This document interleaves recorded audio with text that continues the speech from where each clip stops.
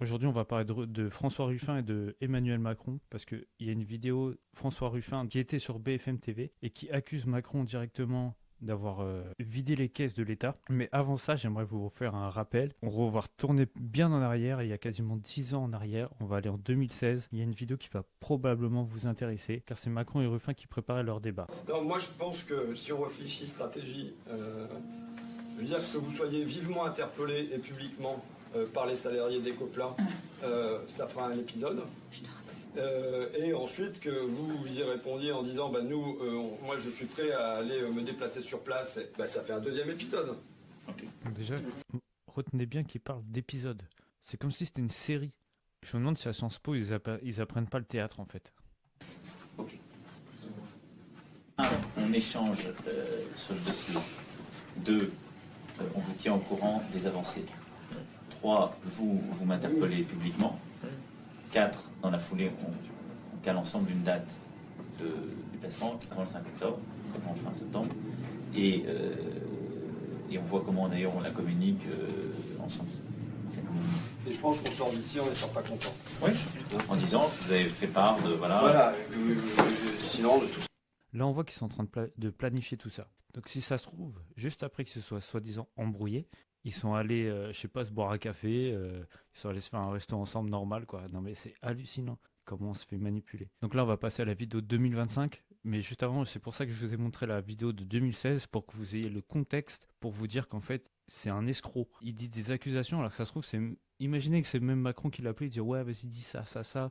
Comme ça, tu mets un peu des trucs sur moi, ça fait le buzz, ou j'en sais rien. Je sais pas comment ils font pour faire leur truc, mais en tout cas, tout ça, c'est une immense pièce de théâtre, pour moi. Donc regardons la vidéo de 2025. J'accuse M. Fosvel, j'accuse M. Macron d'avoir ruiné notre pays. Mais j'accuse M. Macron en plus de l'avoir fait exprès, de l'avoir fait délibérément, de l'avoir fait méthodiquement. Ça s'appelle, oui, C'est-à-dire Il l'a fait exprès, et c'est exactement ce que vous avez fait en 2016 quand vous avez planifié votre soi-disant mise en scène.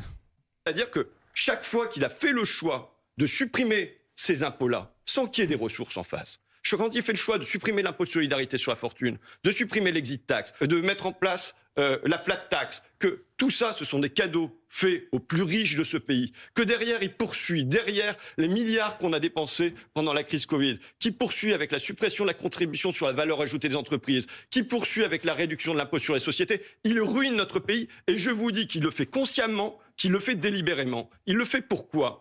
Parce que ça s'appelle la politique des caisses vides. C'est un choix qui est fait par les libéraux, qui a été énoncé par Reagan, qui a été énoncé par des intellectuels comme Guy Sorman, qui a été énoncé par un certain nombre de ministres des affaires économiques dans les pays. Ah, là il a bugué, ça se trouve il se rappelle plus de son texte. Non, je plaisante, mais après, oui, certes, il a raison, Macron, il a ruiné un peu le pays, mais est-ce que lui, il a pas sa part à jouer aussi, vu qu'en 2016, il a planifié tout un discours avec lui, toute une mascarade pour qu'il puisse être président. Alors maintenant, quand vous avez le contexte de 2016, quand vous l'écoutez parler, est-ce que vous pensez que c'est un acteur là aussi?